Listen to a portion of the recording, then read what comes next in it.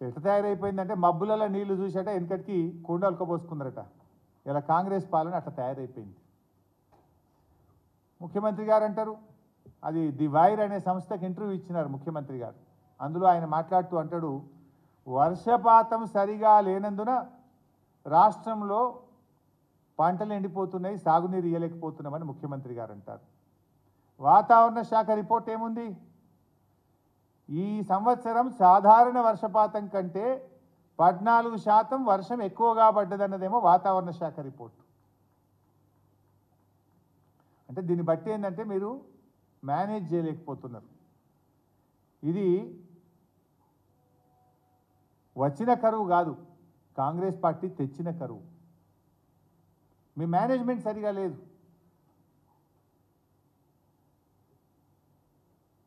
రైతుల విషయంలో ఇందాక నేను చెప్పాను, రైతులకు ప్రతి విషయంలో కాంగ్రెస్ పార్టీ మోసమే చేసింది. మీరు డిసెంబర్ 9వ తేదీన 2 లక్షల రుణమాఫీ అని ఇలా మోసం చేసిందా లేదా? సోనియమ్మ జన్మదిన కానుక అని చెప్పిందా లేదా?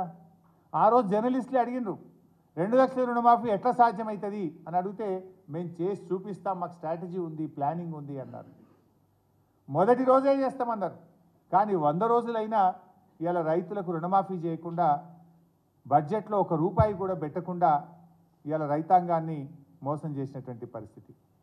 రైతు భరోసా విషయంలో ఎకరానికి 15,000 అంటిది, 15,000 రాకపోయే, ఆ ఇచ్చే 5,000 సకాలంలో 10,000 అందించకపోతుంది. రైతాంగానికి రైతు బంధు విషయంలో మోసం. రైతు కూలీలకు 12,000 ఇస్తామన్నారు, దాంట్లో మోసం చేసిండ్రు. అప్పుడు ఏమన్నారు మీరు? వడ్లు అమ్ముకోకండి, కాంగ్రెస్ పార్టీ రాగానే మీ వడ్లకు 500 రూపాయల బోనస్ ఇస్తామని డిసెంబర్లోనే వడ్లు కొంటామని చెప్పినారు. బోనస్ ఇచ్చిండ్రా? ఇయ్యలేదు. ఇప్పుడు అడుగుతున్నాం, 100 రోజులు నిండినాయి, ఇంకొక 4-5 రోజులైతే బాన్స్వాడ కానీ, సూర్యాపేట కానీ, నల్గొండ జిల్లాలో కొన్ని ముందు నాట్లేసినటువంటి చోట వడ్లు వస్తాయి. కాంగ్రెస్ పార్టీ ఈ యాసంగి పంటకు 500 రూపాయల బోనస్ ఇస్తేనే రేపు పార్లమెంట్ ఎన్నికల్లో ఓటు అడిగే హక్కు ఉంటుంది. లేదంటే రైతులు తప్పకుండా మీ కాంగ్రెస్ పార్టీ గుణపాఠం చెప్తారు. మీరు ఇస్తామని చెప్పిండ్రు, వానకాలమే ఇస్తామన్నారు. పోనీ యాసంగి పంటకైనా 500 బోనస్ ఇచ్చి మీ నిజాయితీ నిరూపించుకోవాలని చెప్పి నేను కాంగ్రెస్ పార్టీని డిమాండ్ చేస్తున్నా. లేదంటే రేపు ప్రజా కోర్టులో తప్పకుండా రైతులు కాంగ్రెస్ పార్టీకి శిక్ష విధించేది ఖాయం. ఏ ముఖం పెట్టుకొని రైతాంగం ఓటు అడుగుతారు? ఏ విషయంలో మీరు రైతులకు న్యాయం చేస్తున్నారు?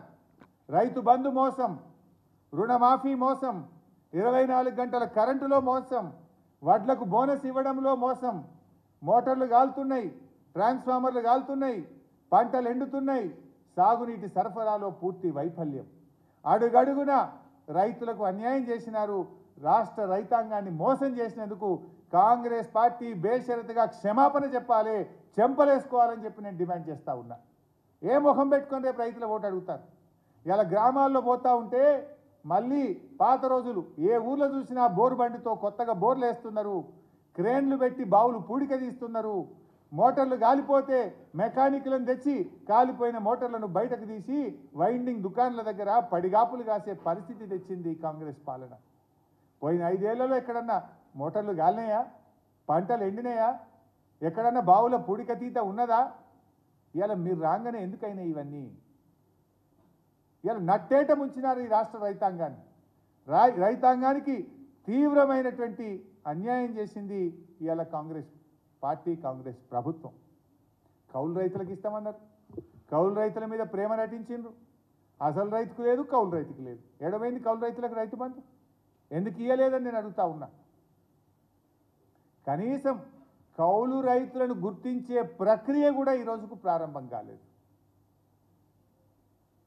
సో ఈ రకంగా ఇవాళ చూస్తే రైతాంగానికి అటు రైతు బంధు రూపంలో, రుణమాఫీ రూపంలో, బోనస్ రూపంలో, వ్యవసాయ కూలీలకు కానీ, కౌలు రైతులకు కానీ మొత్తంగా ఏ ఒక్క హామీ కూడా అమలు చేయకుండా రాష్ట్ర రైతాంగానికి ద్రోహం చేసింది ఇలా కాంగ్రెస్ పార్టీ అని చెప్పి చెప్పక తప్పదు.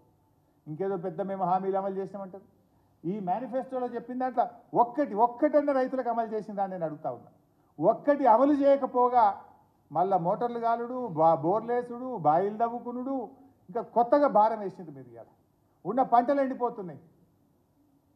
ఇలా కాంగ్రెస్ పార్టీని నేను డిమాండ్ చేస్తూ ఉన్నా, ఈ రాష్ట్రంలో ఎండిపోయిన పంటలకు ఎన్యూమరేషన్ చేసి ప్రతి ఎకరానికి 10,000 రూపాయల నష్టపరిహారం వెంటనే చెల్లించాలని చెప్పి ఈరోజు మేము కాంగ్రెస్ పార్టీని డిమాండ్ చేస్తూ ఉన్నాం.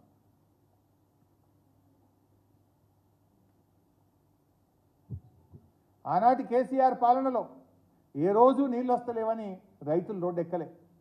ఏ రోజు ప్రతిపక్షం ఇదే కాంగ్రెస్ పార్టీ నీళ్ళు వస్తలేవనో కరెంటు రావడం లేదనో ఒక్కరోజన్నా మీ హయాంలో అసెంబ్లీలో మాట్లాడిందా? అంటే సమస్య లేకుండా మేము రైతుల్ని కాపాడుకున్నాం.